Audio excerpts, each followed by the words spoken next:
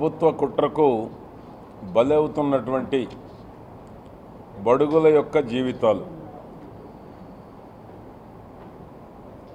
ఎందుకంటే ప్రభుత్వ కుట్ర రాజధాని కేవలం 29 గ్రామాలు కాదనేటువంటిది, అదేవిధంగా 5 కోట్ల మంది ప్రజలందరిది, కుల మతాలు వర్గాలకి, అదేవిధంగా పేద ధనిక తారతమ్యాలకు రాజకీయ వైషమ్యాలకు అతీతమైనటువంటిది అమరావతి రాజధాని. అదేవిధంగా 1250 రోజులుగా అమరావతి రైతులు ఉద్యమాలు చేస్తూ ఉన్నారు. ప్రస్తుతం తెరపైకి వచ్చింది R5 జోన్ మాత్రం. R5 జోన్ గురించి కూడా ఈ ప్రభుత్వ కుట్ర ఏమిటి అనేటువంటిది ప్రజలకు తెలియవలసినటువంటి అవసరం ఉంది. రైతులు ఎప్పుడూ పేదలకు వ్యతిరేకం కాదు, పేదల పక్షపాతిగానే ఉన్నారు రైతులు. కేవలం ఏంటంటే భూములు ఇచ్చినటువంటి రైతులు ఆమోదించినటువంటి మాస్టర్ ప్లాన్ నందు 5% పేదలకు భూములు కేటాయించారు. ఈ ప్రభుత్వం కొత్తగా కేటాయించింది ఏమీ లేదు. 5% రాజధాని రైతులు భూములు పేదలకు కేటాయించారు. అటువంటిది పేదల ఇళ్ల స్థలాల పట్ల రాజధానిలో ఉన్నటువంటి భూములు ఇచ్చిన రైతులు ఎవ్వరూ దానికి వ్యతిరేకం కాదు. ఈ ప్రభుత్వం 44 ఎకరాల్లో 5000 ఇళ్ళు నిర్మాణం చేస్తే ఇంతవరకు ఎందుకు స్వాధీనం చేయలేదు? 5000 ఇళ్ళు నిర్మాణం చేసి ఇచ్చారు. చంద్రబాబు గారు ముఖ్యమంత్రిగా ఉన్నప్పుడే 44 ఎకరాల్లో 5000 ఇళ్ళు నిర్మాణం చేయటం జరిగింది.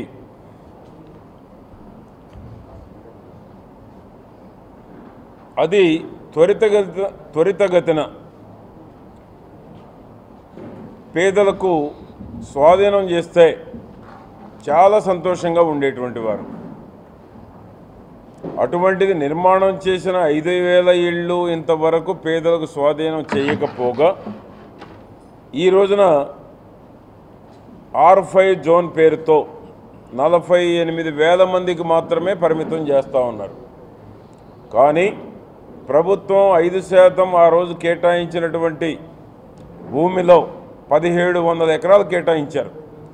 1700 ఎకరాల్లో ఇదే విధంగా 44 ఎకరాల్లో ఏ విధంగానైతే నిర్మాణం చేశారో 2 లక్షల ఇళ్ళు నిర్మాణం చేసే అవకాశం వెసులుబాటు ఉంది.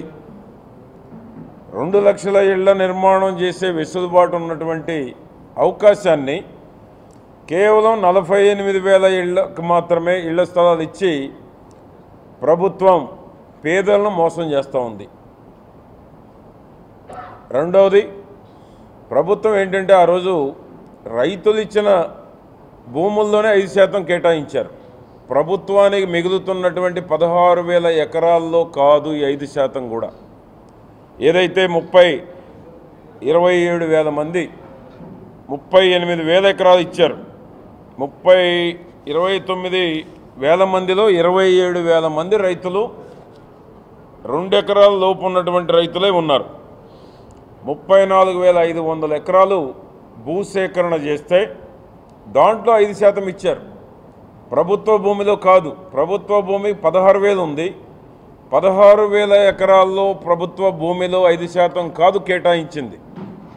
2 ఎకరాల లోపు ఉన్నటువంటి రైతులు ఇచ్చిన భూమిలోనే 5% కేటాయించారు. అది 1700 ఎకరాలు ఆనాడే చంద్రబాబు గారు ముఖ్యమంత్రిగా ఉన్నప్పుడే కేటాయించబడింది పేదలకి. దాంట్లోనే 2 లక్షల ఇళ్ళు నిర్మాణం చేసే అవకాశం ఉంది. అటువంటి అవకాశాన్ని ఈ ప్రభుత్వం వదులుకొని కేవలం 5,000 ఆల్రెడీ కట్టారు, 2 లక్షలు కట్టేదానికి వెసులుబాటు ఉంది. అటువంటి అవకాశాన్ని కాదని ముఖ్యమంత్రి నాడు R5 జోన్ పేరిట ప్రభుత్వం కుట్ర చేస్తూ ఉంది. అదేవిధంగా లబ్ధిదారులకు కూడా ఏది లాభం అనేటువంటిది కూడా ఆలోచించాలి. 10 లక్షల విలువ కలిగినటువంటి ఇల్లు ముఖ్యమా, సెంటు స్థలం ఇచ్చి ప్రభుత్వ కుట్రకు బలవటం ముఖ్యమా అనేటువంటిది కూడా ఆలోచించాలి. రాజధాని రైతు స్పష్టంగా చెప్తున్నారు, మేము వ్యతిరేకం కాదు. పేదలకు ఇళ్ల స్థలాలు కేటాయించేటువంటి దాంట్లో ఆల్రెడీ కేటాయించి ఉన్నది. అదేవిధంగా ఈ R3 జోన్ ఏ విధంగానైతే రైతులకు ఇళ్ల స్థలాలు ఇచ్చారో దాని పక్కనే కేటాయించారు పేదలందరూ అక్కడ ఉండేటువంటి దానికి. ఈ R5 జోన్ ఏదైతే అంటున్నారో ఇప్పుడు, ఈ R5 జోన్ ఎలక్ట్రానిక్ సిటీ వాణిజ్య సముదాయాలకు కేటాయించినటువంటి భూమిని ఇప్పుడు R5 జోన్ పేరిట ఈ ప్రభుత్వం కుట్రకు తెరతీసింది. దాని ఫలితంగానే ఈరోజు R5 జోన్ వలన ప్రభుత్వానికి వచ్చేటువంటి ఆదాయాన్ని కోల్పోతుంది. వాణిజ్య సముదాయాలకి ఎలక్ట్రానిక్ సిటీకి కేటాయించినటువంటి R5 జోన్ అక్కడ వాళ్ళు వివాదాస్పదం చేస్తూ ఉన్నారు. అదేవిధంగా I3, I1, C2, C3 మరియు C4 జోన్లలో భూములు కేటాయింపు జరగడం అనేటువంటిది అమరావతికి నష్టం కాదా? అదేవిధంగా గణనీయంగా అమరావతి ఆదాయం కోల్పోయేటువంటి అవకాశం కూడా ఉంది. 2 లక్షల ఇళ్ల నిర్మాణం చేసి ఇవ్వడానికి చంద్రబాబు గారి ప్రభుత్వం ఒక డిజైన్ చేస్తే ఈరోజు R5 జోన్ పేరిట 48,000 కుదించడం ఏంటి? ఇది పేదలను మోసం చేయటం కదా? రెండోది, ఆ ప్రాంతాలను మురికివాడలు చేస్తే ఎవరికి నష్టం? రోడ్లు, డ్రైన్లు, ఎలక్ట్రిసిటీ, నీరు ఇవి ఒక్కటిస్తేనే సరిపోదు, అవే లేవు ఇప్పటికి. ఇంతవరకు ఆ ఫెసిలిటీయే లేకుండా సెంటు స్థలం ఇచ్చి చేతులు దోపుకుంటే రేపు ఇల్లు ఎవరు నిర్మాణం చేస్తారు? 10 లక్షల రూపాయల విలువ కలిగినటువంటి హౌస్ పేదవాడికి ఇవ్వాలనేటువంటి సంకల్పం ఆనాడు చేస్తే ఇది కుట్ర చేసి పేదలను మోసం చేస్తూ ఉంది. అదేవిధంగా రేపు భవిష్యత్తులో 5 కోట్ల మంది ప్రజలు అమరావతి, అటువంటిది కృష్ణా, గుంటూరు జిల్లాలకే పరిమితం చేస్తూ ఉన్నారు. రేపు రాజధాని ప్రాంతానికి వలస వచ్చేవాళ్ళు ఎక్కడుంటారు? వలస వచ్చేటువంటి వాళ్ళకు కూడా అవకాశం ఉండాలనే 1700 ఎకరాల్లో 2 లక్షల ఇళ్ళు నిర్మాణం చేసేటువంటి వెసులుబాటు ఆనాడే ఒక ప్రొవిజన్ పెట్టారు R3 జోన్లో.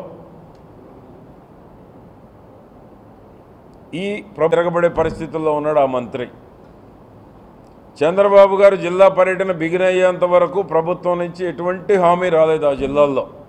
వచ్చిన తర్వాతనే ప్రభుత్వం జగన్మోహన్ రెడ్డి మొద్దు నిద్ర వీడి కనీసం ఇప్పటికో 9 లక్షల టన్నుల ధాన్యం కొన్నారు. 35 లక్షల టన్నుల ధాన్యం ఉభయ గోదావరి జిల్లాల్లో పండితే కేవలం 9 లక్షలు ఇప్పుడు కొన్నారు. అది కూడా చంద్రబాబు గారు 3 రోజులు 2 ఉమ్మడి జిల్లాల్లో పర్యటిస్తే, పవన్ కళ్యాణ్ గారు పర్యటిస్తున్నారు కాబట్టి ఇప్పటికి కొంతమేర కొనసాగుతూ ఉంది. అయినా రైతులు నష్టపోయారు. మీ కొనుగోళ్ల వలన మీరు తీసుకునే డబ్బులు కావచ్చు, మీరు తీసుకునే ఎక్స్ట్రా కేజీలు కావచ్చు, నూకలకు తీసుకునే పర్సంటేజ్ కిలోకి 20 రూపాయలు కావచ్చు, రైతుల్ని దోపిడీ చేశారు. రైతు అందువల్లనే 10 నుంచి 25 వేల రూపాయల వరకు నష్టపోయారు. వరి కోసినటువంటి వాళ్ళు, మొలకలెత్తిన వాళ్ళు, కోతకి ఇంకా చేయబోయేటువంటి వాళ్ళు 10 నుంచి 25 వేల రూపాయల రైతులు నష్టపోయారు. ప్రభుత్వం మాత్రం ఇంతవరకు కాంపన్సేషన్ ప్రకటించలేదు.